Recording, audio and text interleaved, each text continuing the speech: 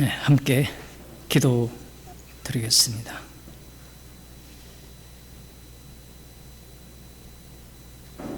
나를 위한 인생이 아니라 복음을 위한 인생으로서 복음을 위해서 행할 수 있는 저희들이 되게 하여 주시고, 그러하기에 복음에 참여하는 자로 저희들을 삼아 주옵소서. 예수님 이름으로 기도드리옵나이다. 아멘. 하나님 말씀 마태복음 16장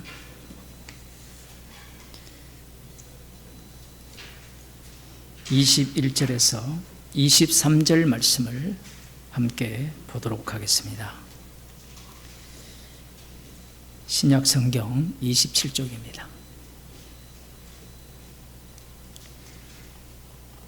이때로부터 예수 그리스도께서 자기가 예루살렘에 올라가 장로들과 대제사장들과 서기관들에게 많은 고난을 받고 죽임을 당하고 제3일에 살아나야 할 것을 제자들에게 비로소 가르치시니, 베드로가 예수를 붙들고 간하여 가로되 주여 그리 마옵소서.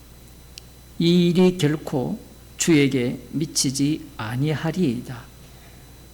예수께서 돌이키시며 베드로에게 이르시되 사단아 내 뒤로 물러가라. 너는 나를 넘어지게 하는 자로다. 네가 하나님의 일을 생각지 아니하고 도리어 사람의 일을 생각하는도다 하시고. 아멘. 이때로부터, 그때로부터 예수님께서 비로소 자신이 예루살렘에 올라가 장로들과 대제사장들과 서기관들에게 많은 고난을 받고 죽임을 당하고 제3일에 살아나야 할 것을 제자들에게 비로소 가르치셨습니다. 이때가 언제냐라고 하면, 이 베드로가 예수님에 대해서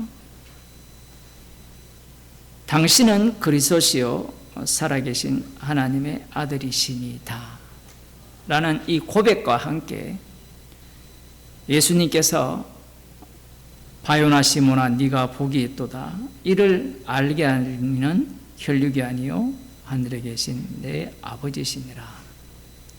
이 말씀도 하시고, 그 다음 내가 네게 이르노니 너는 베드로라. 내가 이 반석 위에 내 교회를 세우리니 음부의 권세가 이기지 못하리라.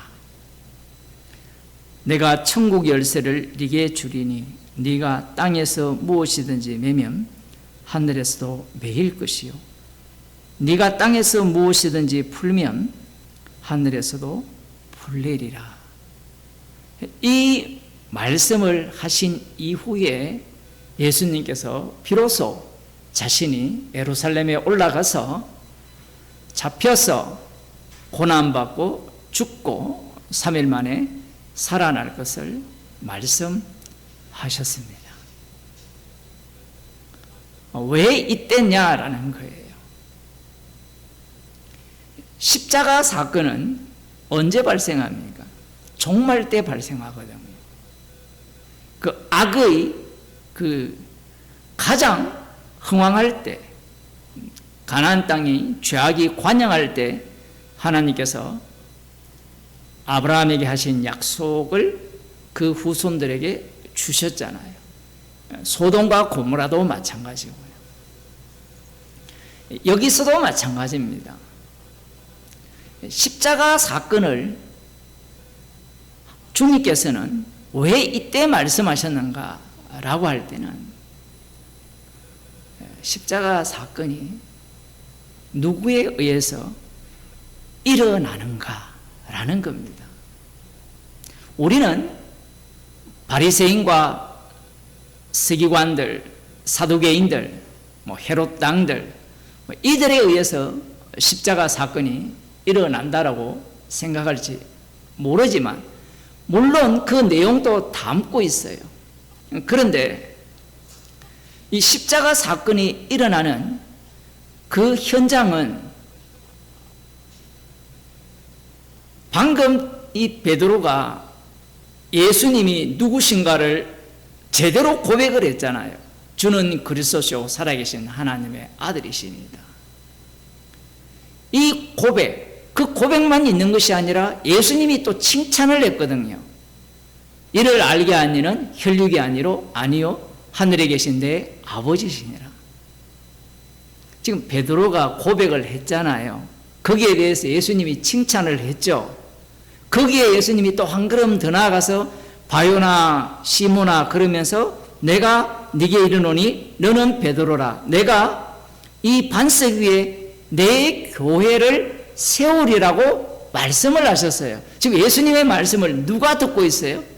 베드로가 듣고 있어요. 신앙 고백한 베드로가. 거기에서 또 한 걸음 더 나아가서 내가 천국 열쇠를 네게 주노니 땅에서 무엇인지 매이면 하늘에서도 매이고 땅에서도 풀면 하늘에서도 풀리리라. 천국의 열쇠까지 준다라고 했습니다.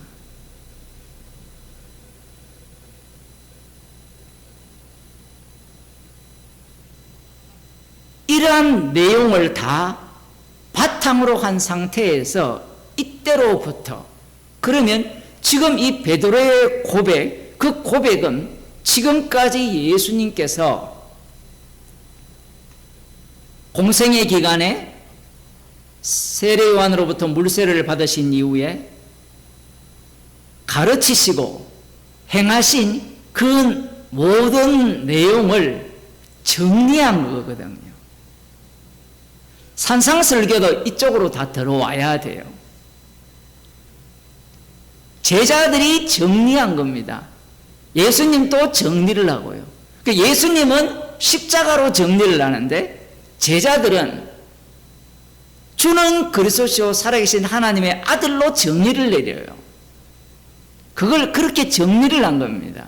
문제가 무엇이냐라고 하면 이 베드로의 고백이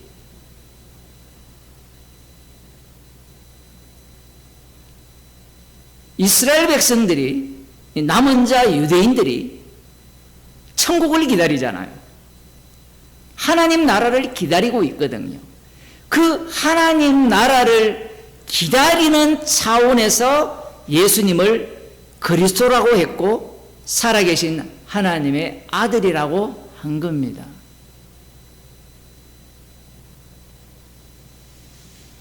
이때로부터 예수님께서 자신이 예루살렘에 올라가 장로들에게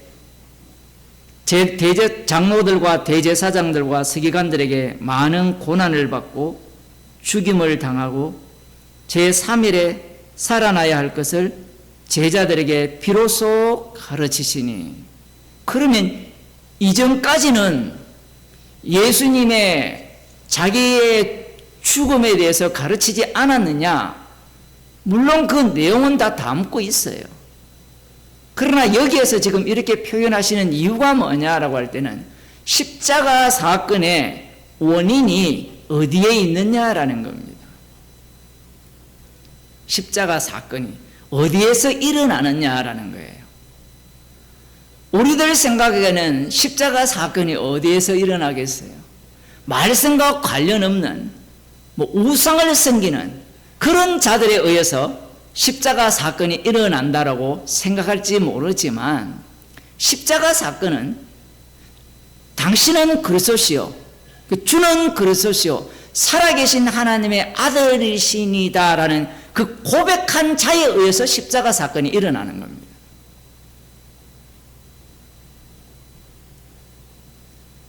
조금 쉽게 표현하면 아브라함에게 약속을 주시잖아요.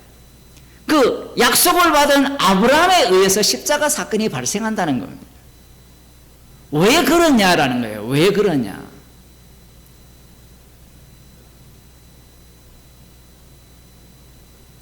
예수님께서 이렇게 말씀하시니까 베드로가 예수를 붙들고 가나여 가로되,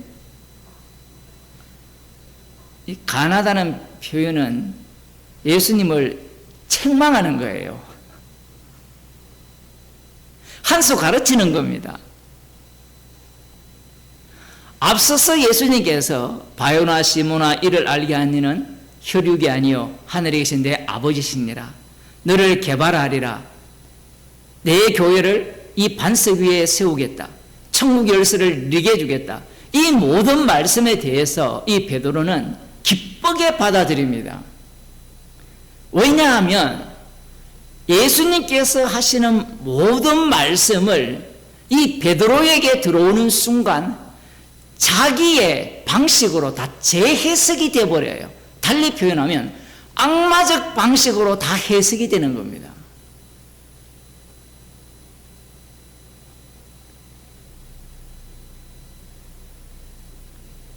하나님께서 이 선악과를 따먹은 아담과 여자에게 여자의 후손과 뱀의 후손의 전쟁을 말씀하시면서 여자의 후손이 뱀의 머리를 상하게 할 것이라고 약속을 주시죠.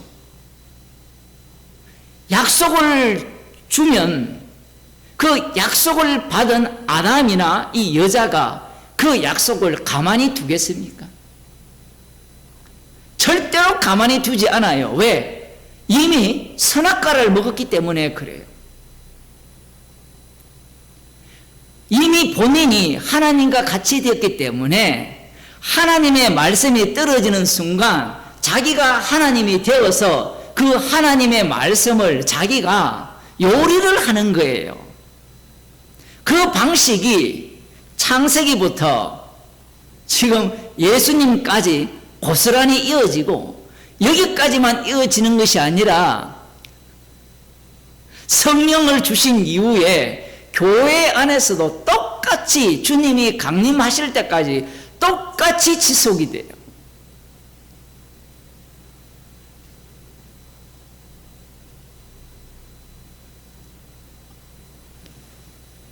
아담과 여자가 그 약속을 어떻게 해석을 합니까?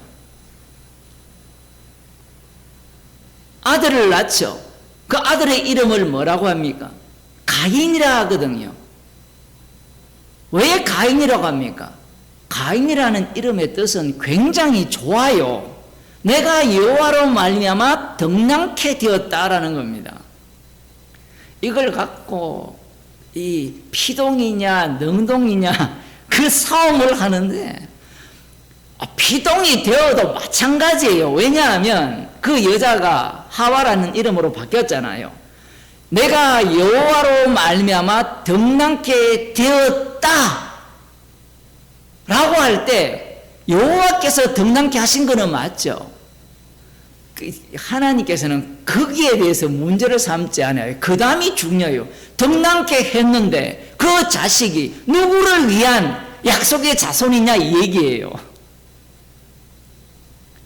내가 여호와로 말미암아 덕남했다. 아들을 낳았다. 그렇게 말을 하든 내가 여호와로 말미암아 덕랑케 되었다라고 말을 하든 그 말씀 약속의 중심에는 누가 자리를 잡고 있느냐라고 하면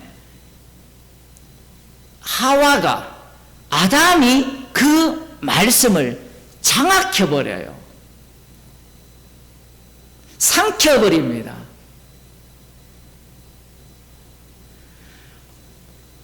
아담과 하와가 하나님의 약속을 삼켜버리니까 그 다음 어떤 일이 발생하죠?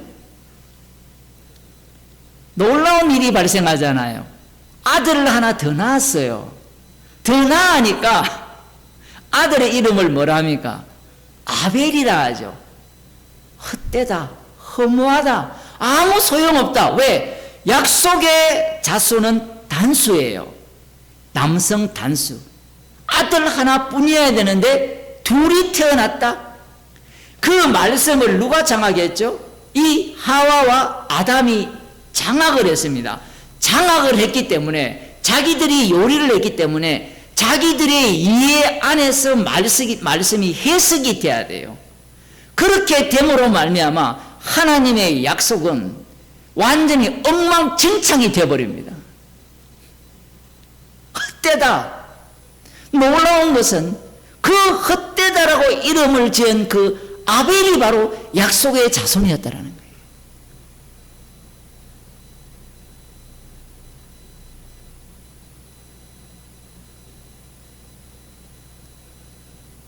인간이 신과 같이 되었기 때문에, 하나님과 같이 되었기 때문에 말씀이라는 것이 타자가 되죠. 제가 민수기 강의할 때도 말씀을 드렸습니다만 하나님은 없어요. 없잖아요. 어디 계십니까? 말씀밖에 없거든요. 이스라엘에게는 하나님은 계시고 계시는 것은 보이지 않잖아요. 나타난 것은 무엇밖에 없습니까? 말씀뿐이잖아요.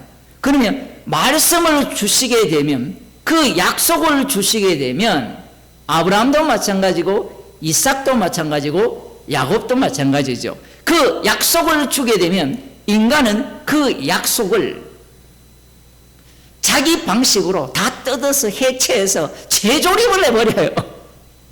그게 우리들이 성경을 해석하는 방식입니다.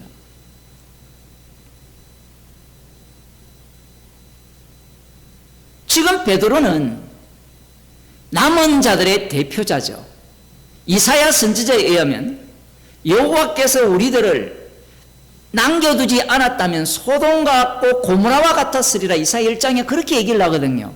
그 남은 자들이 누구냐라고 하면 베드로를 위시한 그 당시의 유대인들, 조금 더 확대하면 디아스포라 유대인들이에요. 조금 더 확산하면 이방인 중에서도 유대교로 들어온 자들, 그들이 누구냐라고 하면 그들이 바로 남은 자들입니다. 남은 자의 대표자로서 예수님과 가장 가까이에 있는 자로서 제대로 된 신앙 고백을 한 거예요. 예수님, 당신이야말로 우리가 기다리던 그리스도, 달리 말하면 우리의 약속의 하나님께서, 우리 조상의 하나님께서 약속하신 바로 그 그리스도시고 살아계신 하나님의 아들, 달리 말하면 다윗의 자손으로 오신 그 아들, 다윗 언약의 성취자거든요. 사무엘 7장 13절 14절에 보면 네 시에서 난 자를 내 아들이라 부른단 말이에요. 그 아들, 그 아들이라고 베드로가 확정을 한 겁니다. 여기에 예수님께서 야, 너 고백 잘못되었어. 너 지금 네가 고백하는 그 내용을 들여다보니까 십자가가 빠졌구나, 이렇게 말씀하지 않는 이유가 있어요. 해도 못 알아들어요. 거기에 집어넣어도 예수님을 살해합니다.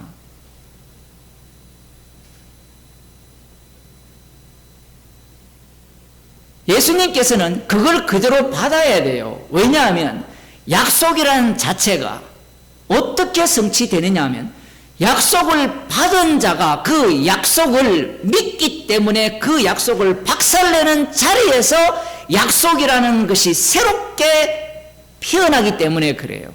그게 야곱 언약이거든요. 야곱이 약속을 받았잖아요. 큰 자가 어린 자를 섬기리라는. 그 약속을 받았을 때 야곱이 그 약속을 붙들고 온 힘을 다해, 힘도 셌어요. 머리도 팽팽 돌아가고 거기에 하나님께서 또 지혜를 주시네요. 그러한 그가 얍곡 강가에서 하나님의 사자와 씨름을 해서 이겨버리잖아요. 지금까지 야곱이 약속을 믿어온, 그 약속이라는 것은 아브라함과 이삭에게 약속하신 내용이에요. 자손이 하늘의 별과 같이 바다의 모래와 같이 많으리라는, 그걸로 끝납니까? 강한 나라, 그것을 지금 머릿속에 그리고 있거든요. 이것은 형으로 말미암은 것이 아니라, 에서로 말미암은 것이 아니라 자기로 말미암은 것이다라고 생각을 해온 거예요. 그걸 확실하게 믿고 삼촌 라반 집에서 아내 둘, 또 거기에다 둘, 4명이죠, 아내가. 자식은 몇 명입니까? 11명이잖아요. 그 모든 자식들을 다 끌고 재산은 어마어마하게 1000억 이상 재산이 얼마나 많습니까? 그 모든 소유를 다 갖고 왔을 때 야곱은 뭐라고 생각했겠어요? 형쯤이야. 왜 형쯤이라 생각하겠습니까? 마하나임이 먼저 나타났어요. 하나님의 군대가. 하나님의 군대가 왜 나타났습니까? 야곱의 계산으로는 하나님의 군대가 형 에서를 칠 것이다. 왜? 약속은 나를 위한 약속이라는 거죠. 하와나 아담이나 똑같은 거예요. 말씀이 떨어지고 약속이 주어지고 언약을 맺으면 인간은 언약이 되었든 약속이 되었든 그 모든 것이 나 중심으로 해석을 합니다. 하나님의 군대가 자기를 칠 줄은 꿈에도 생각 못했어요. 그런데 더 놀라운 사실은 하나님의 군대가 자기한테 져요. 하나님의 사자가 자기한테 졌잖아요. 여러분, 창조주가 사람들한테서 십자가에 못 박혀 죽었습니다.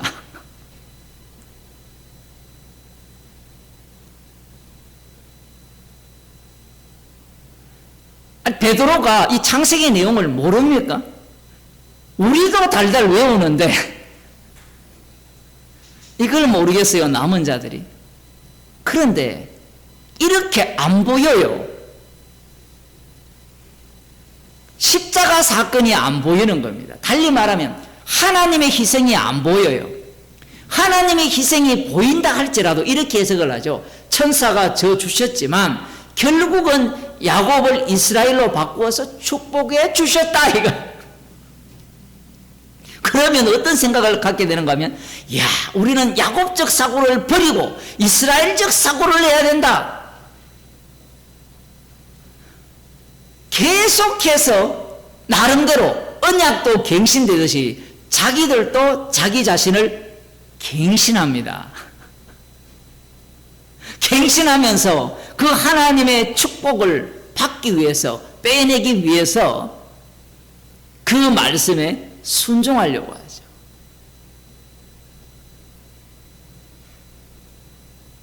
예수님께서 그리스도고 하나님의 아들이라면, 그리고 반석이라 했고 천국 열쇠를 주시는 정도가 된다면 베드로에게 준다 했잖아요. 네게 준다 했으니까. 그러면 이 모든 내용들이 십자가 안에서 주어지는 내용이라고 베드로는 생각을 못해요. 왜 못하는가 하면 십자가 속에 들어가 본 적이 없습니다. 달리 표현하면 성령을 받아본 적이 없죠. 예수님과 동행을 하지만 예수 안으로 들어가 본 적이 없어요. 그러니 이 베드로가 생각하는 앞서서 예수님이 하신 말씀이라든가 이 베드로의 고백은 모두가 다 무엇과 관련되어 있는가 하면 약속과 관련되어 있어요. 이게 굉장히 중요합니다. 아브라함과 이삭과 야곱에게 하신 그 언약을 모세 언약을 통해서, 다윗 언약을 통해서 약속을 하셨잖아요. 그 이후에 선지자들을 통해서 천국을 약속을 하셨거든요. 그 약속을 믿는 자들이 베드로라는 겁니다. 제자들이라는 거예요. 그러니 예수님께서 하신 말씀은 이런 겁니다. 예수님이 왕이 되시고요, 왕이 통치를 하잖아요.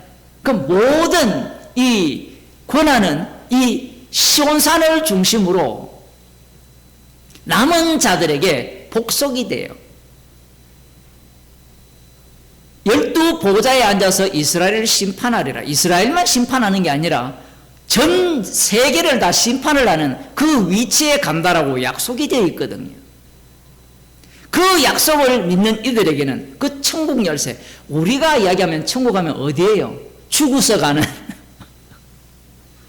그것도 멍터리지만 지금 이들이 말하는 천국 열쇠는 그게 아니죠. 정말 시온산을 중심으로 이루어진 그 메시아 왕국의 열쇠를 이야기하는 거예요. 그들에 의해서 땅에서도 불리면 하늘에서도 불리고 너희들에게 모든 전적 권한을 주시겠다, 주겠다라는 말씀이 예수님의 말씀입니다. 이 모든 내용은 철저하게 이 땅 위에, 이 땅이 어떤 땅입니까? 약속의 땅이에요. 약속의 땅 위에서 이루어질 내용이에요. 이걸 제가 왜 이렇게 강조를 하느냐라고 하면 오늘날 예수 믿는다고 하는 사람들의 그 신앙이 이 베드로의 신앙과 똑같은 거예요. 땅 위에 이 땅을 어디로 바꿉니까? 죽어서 가는 땅으로 바꾸죠.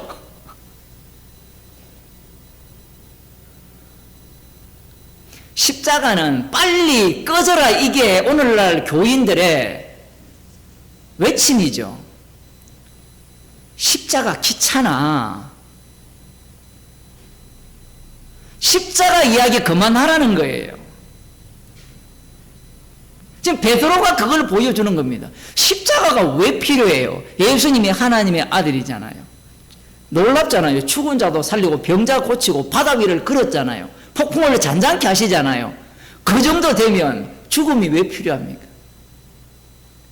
지금 이 베드로가 남은 자들이 기다리는 천국은 어떤 천국인가 하면요, 창조주, 달리 말하면 창조주의 능력을 갖고 있는 전능한 하나님의 능력으로 세워지는 천국이에요.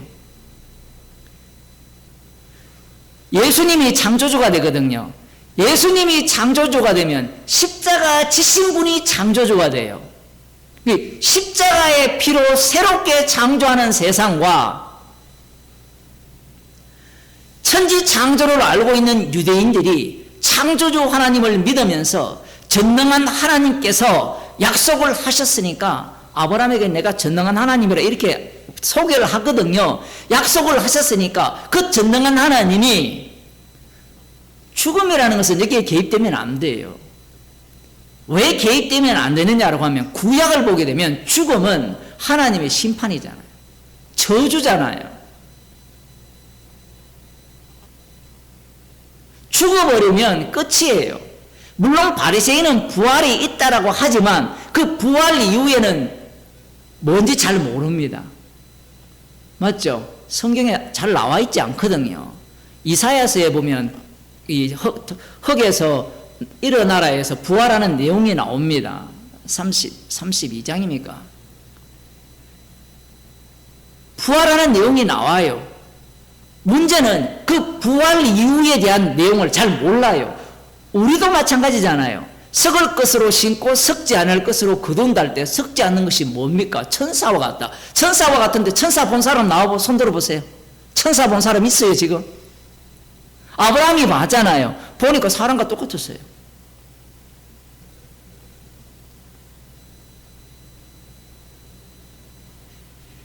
이들에게 중요한 것은 시온산에, 감람산에 오셔야 되는 겁니다. 그 약속대로, 스가랴의 예언한 대로 주님께서 친히 오셔서, 지금 그분이 바로 예수님이라는 거죠. 이 메시아가 오셔서 이제 이 세상을 이 남은 자 중심으로 통치하셔야 된다는 게 베드로의 생각이에요. 그런데 예수님이 올라가서 예루살렘에서 핍박을 받고 고난받고 죽고 사흘 만에 부활할 것을 말씀을 하셨어요. 그럼 우리는 또 똑똑하게 부활한다 했잖아요. 부활 믿어야 되지 않느냐. 여러분 부활 믿고 삽니까? 예? 그게 궁금해요. 말만 하면 부활을 믿는다는데 세상에 일어나는 일들을 한번 보세요.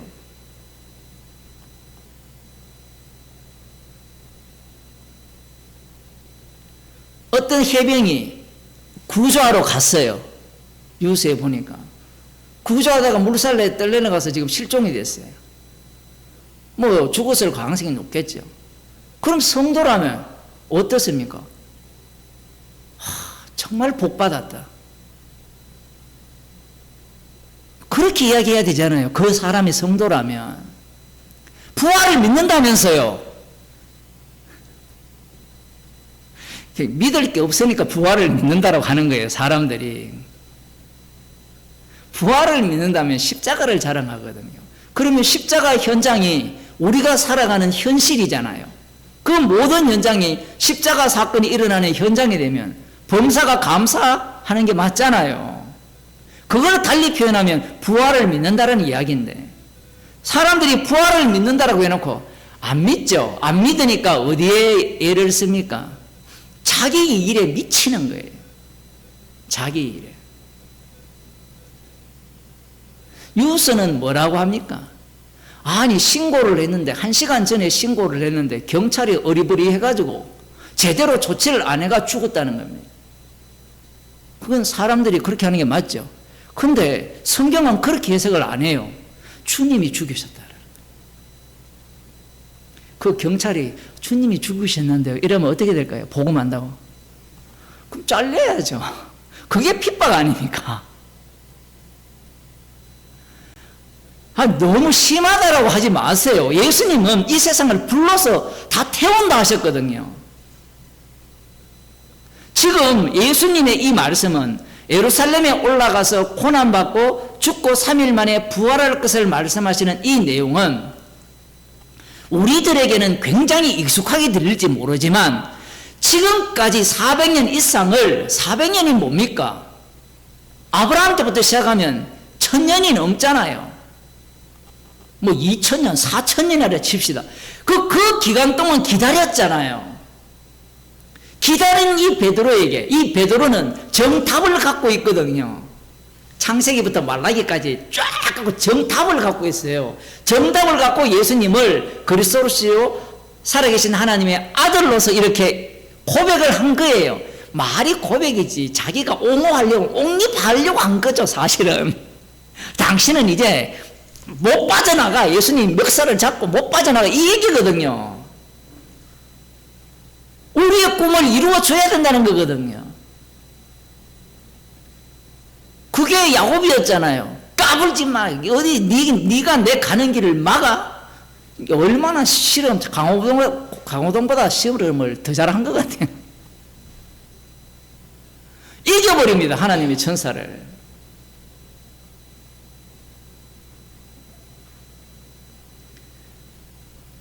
지금 베드로는 약속을 붙들고 있어요. 언약이 성취될 것을 확신하고 있어요. 그런 상황에서 예수님이 예루살렘에 올라가서 고난받고 죽고 3일 만에 부활한다고 하니까 어떻게 됩니까? 이렇게 되면 지금까지 따라다닌 게, 모든 것을 따라다닌 게, 모든 것을 버리고 따라다닌 것이 헛것이 되잖아요.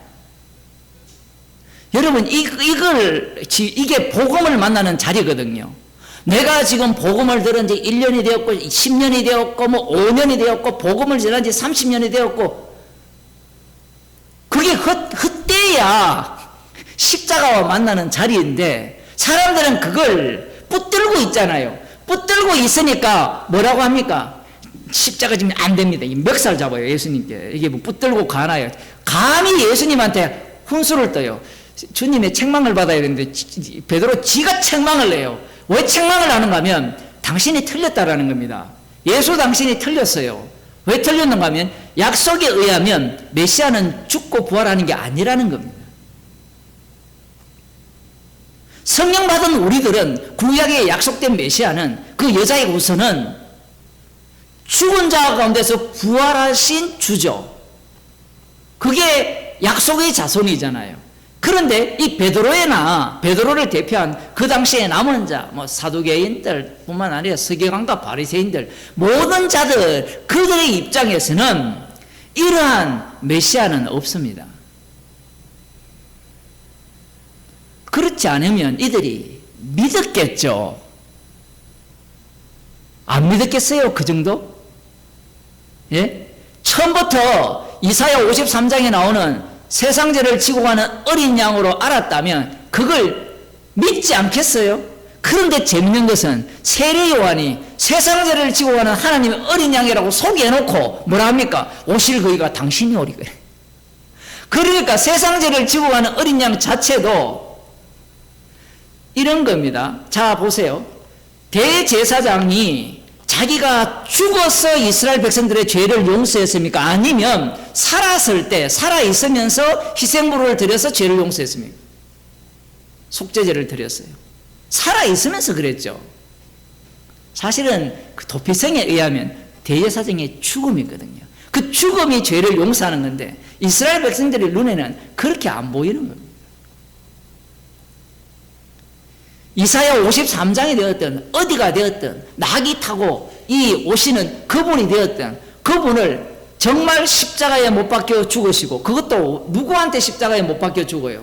대제사장들과 여기 보면 장로들과 서기관들과 이 얘기를 나오거든요. 여기에는 누가 또 들어가요? 바로 너! 제자들이 거기 있어요 지금.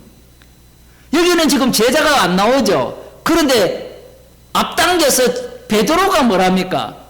예수님 책망하고 있어요. 십자가 지면 안 된다고. 베드로가 예수를 붙들고 가나에 가로되 주여 그리 마옵소서 이 일이 결코 주에게 미치지 아니하리이다. 표현이 번역이 너무 재밌게 되어 있죠. 절대 그 일이 주님께 미치지 아니하리이다. 절대로 그 일이 일어나면 안 된다는 거예요. 그게 일어나면 그리스도가 아니라는 거죠. 그게 일어나면 당신이 말한 천국 열쇠, 반석 위에 교회를 세우는 것, 이 모든 것들이 어떻게 됩니까? 와장창창창창 무너지는 거예요. 이해되시죠? 이게 지금 예수님은 영이고 베드로는 육이잖아요. 니고데모가 예수님과의 대화와 똑같은 겁니다. 이 베드로의 이 고백을 칭찬을 하셔놓고 그 칭찬받은 자가 어떤 사태를 벌이는가 하면 자기가 고백한 그분을 죽여버립니다. 그 죽임당한 자리에서 고백한 내용을 성취해내세요.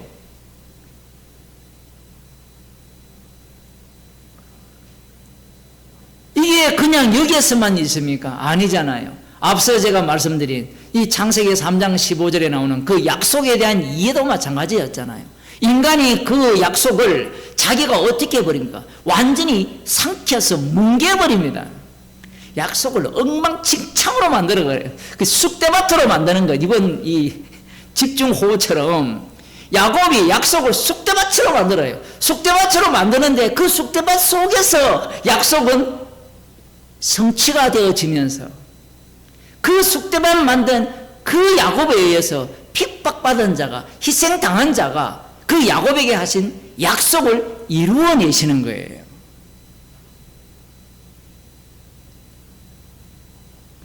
이런 방식은 인간의 사고로는 이해가 안 됩니다.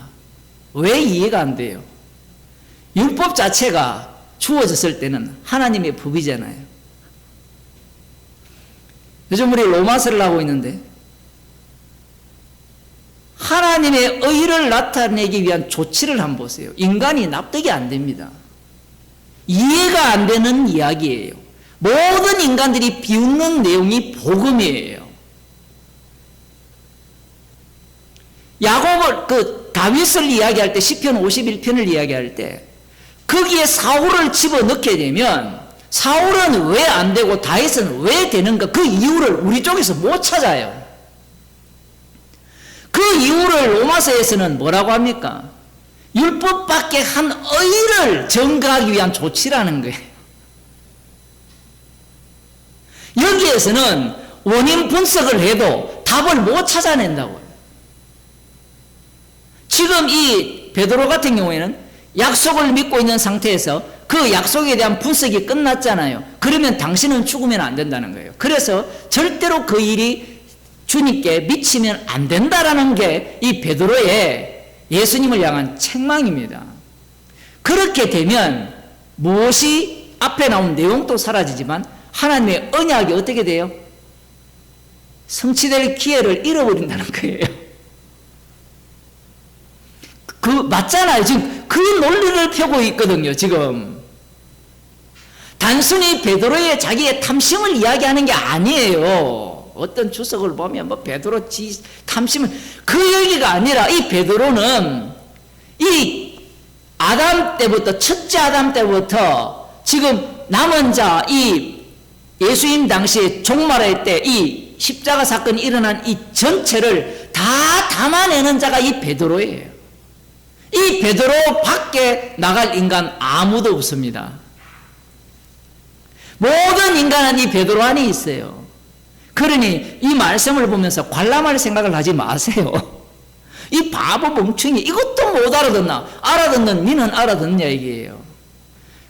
그 나는 알아듣는다라고 하는 그 사람은 문제가 뭔가 하면 악마가 뭐라고 했습니까? 선악을 아는 일에 하나님과 같이 된다 했잖아요.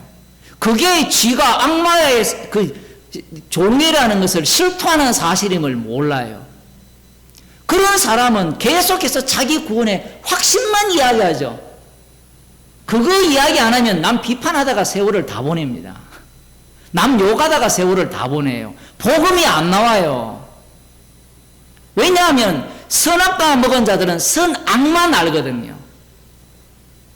로마서를 보면서 선악이 나오면서 제 외부의 요소가 확 튀어나오잖아요. 율법은 선악이잖아요. 율법 밖의 요소가 들어오잖아요. 성도가 성령을 받았으면 십자가를 자랑해야 되는데 이 말씀을 보면서 십자가와 만나는 현장이 되는 것이 아니라 관람을 하면서 베드로를 무시하죠. 베드로를 무시해서 될 문제가 아니에요. 베드로가 예수를 붙들고 가나에 가로되 주여 그리 마옵소서 이 일이 결코 주에게 미치지 아니하리이다. 자, 여기에서 이제 중요한 말씀이 나옵니다. 왜 베드로가 이 얘기를 하느냐? 예수께서 돌이켜치며 베드로에게 이르시되 사단아 내 뒤로 물러가라. 사단아 물러가라 했어요. 베드로가 이 말한 것은 사단의 말이에요. 그러면 사단은 뭘 노리고 있습니까? 십자가 지지 말라는 거예요.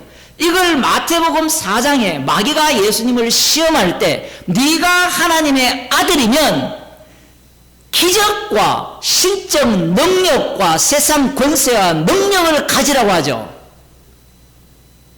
그게 하나님 아들다운 모습 아닙니까?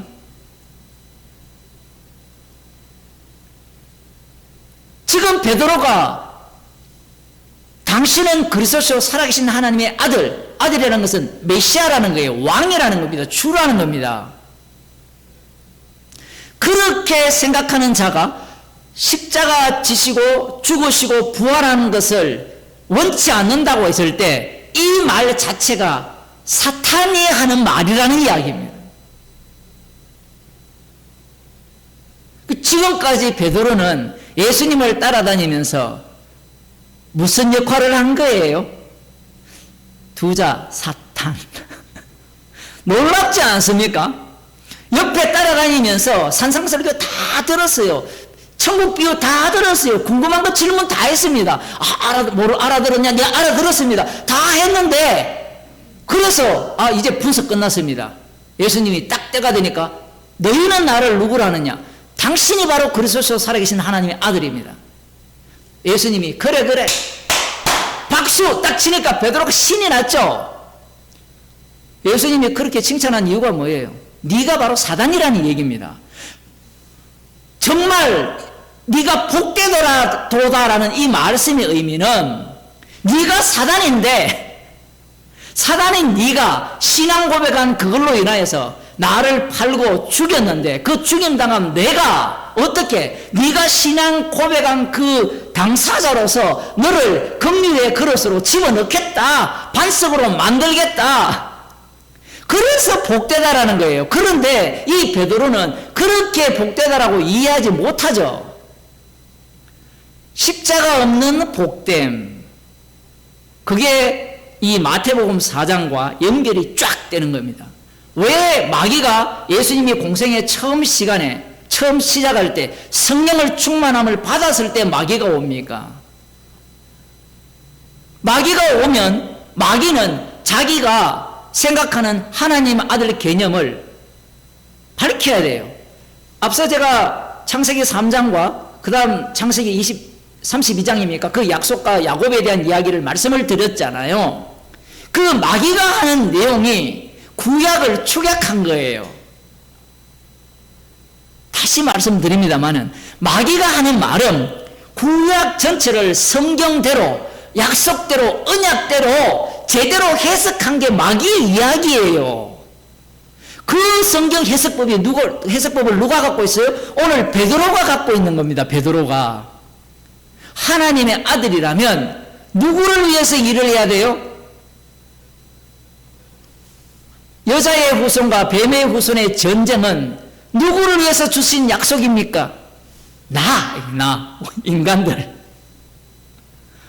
아담과 여자가 하와가 착각한 게 그거예요. 약속은 우리를 위한 거라고. 근데 그 생각을 오늘날 목사들이나 교인들이 다 갖고 있는 거예요. 십자가가 새 언약이죠.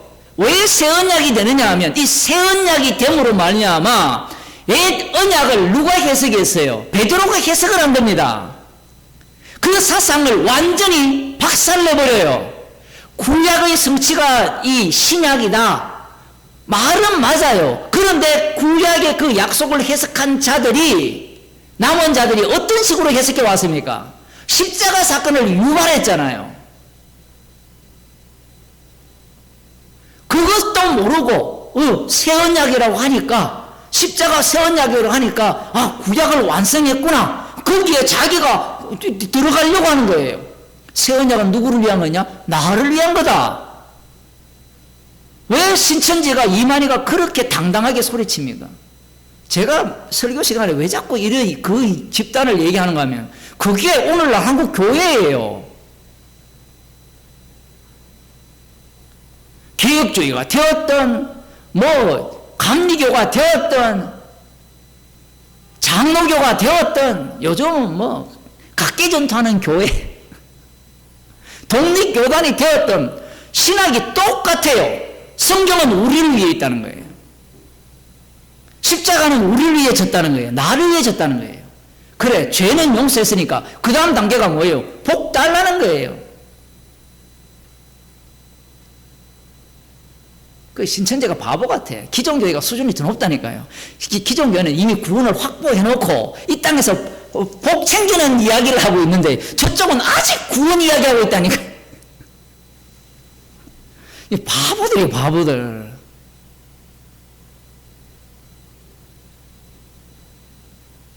문제는 인간의 탐심이죠.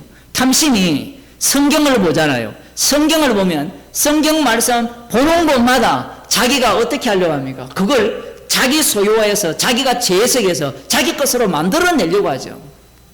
거기에서 하나님께서 그를 쳐버리면, 성령께서 책망을 하신다면 십자가와 만나는 현장이 되지만, 여기에서 책망이 없다면 그는 그냥 골로 가는 거예요. 창세전에 그리스도 안에서 택함을 받지 못한 겁니다. 사단아, 물러가라고. 사단. 여러분, 이게 너무 재밌지 않아요? 마태복음 4장을 보면요, 아주 이런 게 흥미롭습니다.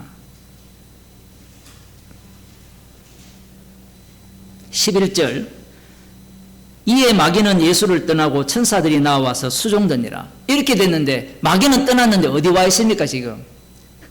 예수님이 12를 택했잖아요. 그죠? 지금 예수님 옆에 붙어 다닙니다. 예수님 옆에. 별로 놀라시는 분위기가 아니네. 얼마나 놀랍습니까 이게. 우리 그런 거 불렀잖아요. 예수 이름으로, 예수 이름으로. 마귀는 쫓기네. 마귀 안 쫓겨요. 더 달라붙어요. 완전 엉터리예요. 왜냐하면 마귀라는 것을 뭘로 생각합니까? 요즘 드라마에 나오는 악기로 생각하기 때문에 그래요. 또 악기도 두 종류가 있대요. 복을 주는 악기, 저주를 막아주는 악기가 있고, 또 해롭게 하는 악기. 지 마음대로 하는데 예수님을 그렇게 생각하는 거죠. 그래서 예수 이름으로 마귀는 쫓긴다, 그런 생각을 하는 거예요. 예수 이름으로 나가면요, 마귀는 더 달라붙어요. 더 달라붙어서 어떤 사건이 일어납니까? 십자가 사건이 일어나는 현장이 돼요. 십자가 피가 나오는 현장이 되는 거예요. 마귀가 더 발악을 하는 거죠.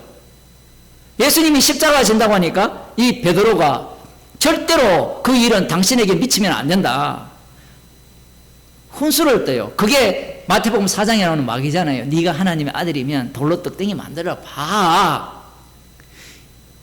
베드로가 당신이 진짜 그리스도라면 십자가 지면 안 된다는 거예요. 고난받으면 안 된다는 거예요. 내 뒤로 물러가라 이렇게 말씀하시는 이유가 뭔가 하면 이 하나님 아들 되지 말라고 막이는 앞장서는 겁니다. 이게 이 성도들의 유혹이잖아요. 십자가 자꾸 이야기하니까 너무 부정적이잖아요. 어떤 교회에서 십자가 자꾸 이야기하니까 애들한테 교육이 안 된다고 다 떠나가버려요. 젊은 엄마들이. 우리 또 새 아이가 태어났는데 뱃속에 때부터 십자가 복음을 들었잖아요. 이게 생명의 길인데 베드로처럼 똑같은 걸 원하는 거예요. 애들한테는 긍정적인 걸 가르쳐야 된다. 애가 무슨 긍정적입니까? 제가 유치원에서 한 20년 있었잖아요. 애보다 악마적인 게 없어요. 집 밖에 몰라요. 꼭 하나님이에요. 나를 잘해주는 선생에게는 내가 잘하고 나를 악하게 대하는 선생은 나도 악하게 대한다. 주님이 말씀하시는 어린아이와 같지 않으면 천국에 못 들어간다는 말은요, 거기에 어른들이 데리고 왔거든요. 백부장 같은 게 어린아이예요. 가라면 가고 오라면 오고.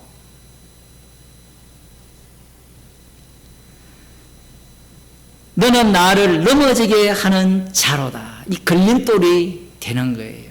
이게 걸림돌과 걸림돌의 이 만남이죠. 십자가가 걸림돌이 되거든요, 나중에. 십자가라는 것은 걸림돌이라는 것은 어느 누구도 그 걸림돌, 이게 올무에 빠져서 넘어올 인간은 아무도 없어요. 주님이 친히 구약적 표현으로 하면 독수리 날개로 업어서 구원을 해야 돼요. 십자가의 피로 구원을 해야 되지, 이 걸림돌은 어느 누구도 제거할 수가 없죠. 베드로도 못 넘어갑니다. 문제는 이 악마가 십자가 못 지게 하는 거예요. 십자가 안 진 메시아야말로 진짜 메시아라는 겁니다. 근데 이게 다시 말씀드립니다만은 구약에 약속된 메시아예요. 죽으면 안 돼요. 그리고 그 약속의 나라는 신의 산에 다윗성에 거기에 이루어져야 된다는 게 그들의 소원입니다. 왜 그 소원을 가질까요? 그 이유가 있잖아요. 저 푸른 초원 위에 그림 같은 집을 짓고 사랑하는 님과 함께 그것 때문에 그래요. 다른 이유가 없어요. 내가 원하는 대로 골프를 치고 뭐 36홀을 돌든 54홀을 돌든 108홀을 돌든 그런 즐거움을 누리면서 사는 게 천국이거든요. 지금 이 남은 자들은 무엇을 꿈꾸고 있어요? 다니엘이 살았던 그 금신상의 세계, 그러한 느부갓네살이 왕이 다스리는 그러한 천국을 꿈꾸거든요. 놀라운 것은 요한계시록 보면 그 바벨론 제국이 바로 악마가 다스리는 제국이라는 사실이에요.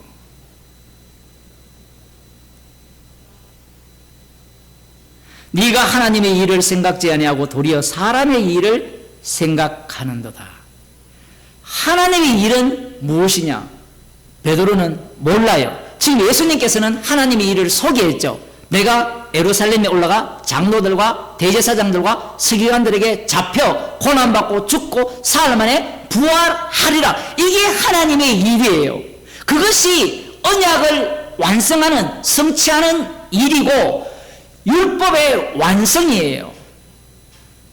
그런데 베드로는 무슨 일을 생각하죠? 하나님 일을 생각하지 않고 사람의 일을 생각하는 겁니다. 사람의 일은 간단해요. 창세기부터 읽어보면 약속을 받은 자들이 추구하는 내용이 다 사람의 일이에요. 약속을 받은 자들이 추구하는 게. 지금 이 마지막 남은 자들이 철저하게 약속을 붙들고 있잖아요. 언약하신 분은 반드시 그 언약을 이루신다는 것을 이들은 확실하게 믿고 있어요. 요즘 뭐 언약 신학하는 사람들이 언약한 하나님은 반드시 이룬다. 그들 신학이 지금 이 유대교 신학이에요. 그걸 왜 믿느냐면, 왜 그걸 믿느냐면 사람의 일을 생각하기 때문에 그래요. 하나님의 일은 아들이 육신을 입고 오셔서 십자가에 못 박혀 죽으시고 부활하셔야 됩니다. 그런데 여기에서 가장 중요한 게 있어요. 누구에 의해서 죽임을 당합니까? 장로들, 대제사장들, 서기관들, 성경 전문가들. 여기에 누가 들어가죠?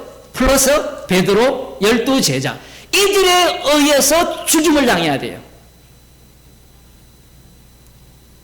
그래야 주님의 피로 만드시는 하나님 나라가 그들이 기다렸던 하나님 나라와 다르다라는 것을 설명할 수 있기 때문에 그래요.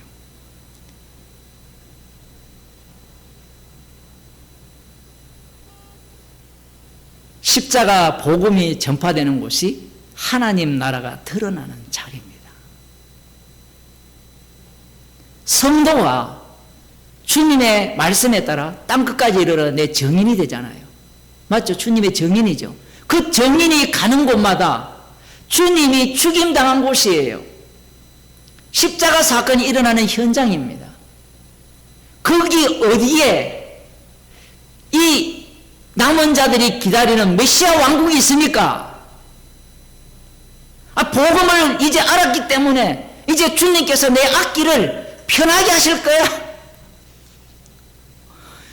그게 지금 유대인들이 기다리는 메시아 왕국이에요. 사람의 일을 생각하는 거예요. 주님께서 베드로에게 성령을 주시니까 이 교체 작업이 베드로에게서 계속 일어나게 됩니다. 놀랍게도 이게 바로 반석이에요. 사람의 일을 생각하는데 먼저는 사람의 일을 생각했던 그에게 성령이 임하니까 하나님의 일을 생각하죠. 십자가를 전가하는 그가 다시 또 어떤 사태로 빠지는가 하면 사람의 일을 생각하는 자로 빠져요. 안 빠질 것 같죠? 갈라디아서 2장에 나오잖아요. 외식하잖아요. 우리 자신도 마찬가지잖아요. 복음을 안다는 게 아무 소용없다라는 걸 복음을 들음으로 말미암아 사는 현장 속에서 그걸 뼈저리게 체험하고 있잖아요. 그렇게 하시는 이유가 뭔가 하면 우리는 십자가의 증인이기 때문에 그래요. 사람의 일을 생각하는 자가 아니기 때문에 사람의 일을 생각하는 자를 하나님의 일을 생각하는 자로 계속해서 바꾸시는 그 현장 속으로 우리를 내몰아가는 겁니다. 그게 바로 반석이에요. 이러한 사람은 음부의 권세가 절대 이길 수가 없습니다. 주님께서 십자가로 승리하셨고 다 이루셨기 때문에 그래요. 기도하시겠습니다. 하나님 아버지, 십자가에서 다 이루심을 마음껏 뽐내기 위해서 십자가 사건이 약속을 붙들고 믿는 자들에 의해서 천국을 소망하는 자들에 의해서 일어남을 말씀을 통하여 들려주심을 감사드립니다. 우리 또한 하나님의 일을 생각하는 것이 아니라 날마다 사람의 일을 생각하는 그러한 마귀의 종임을 말씀을 통하여 또 깨닫게 해주시고 이러한 죄인을 하나님의 일에 참여케 하여 주셔서 날마다 십자가 사건의 현장 속으로 십자가만 자랑하며 증거하는 자로 저희들을 만들어 주심을 감사드립니다. 날마다 주께서 우리들을 만드시는 십자가의 증인의 현장으로 인도함을 받는 백성이 되게 하여 주시고 그렇게 인도함을 받는 것이 기쁨이요 감사하는 자리가 되게 하여 주옵소서. 예수님의 이름으로 기도드리옵나이다. 아멘. 하늘에 계신 우리 아버지여, 이름이 거룩히 여김을 받으시오며 나라에 임하시오며 뜻이 하늘에서 이루어진 것 같이 땅에서도 이루어지이다. 오늘날 우리에게 일용할 양식을 주옵시고 우리가 우리에게 죄 지은 자를 사하여 준 것 같이 우리 죄를 사하여 주옵시고 우리를 시험에 들게 하지 마옵시고 다만 악에서 구하옵소서. 대개 나라와 근세와 영광의 아버지께 영원히 사옵나이다. 아멘.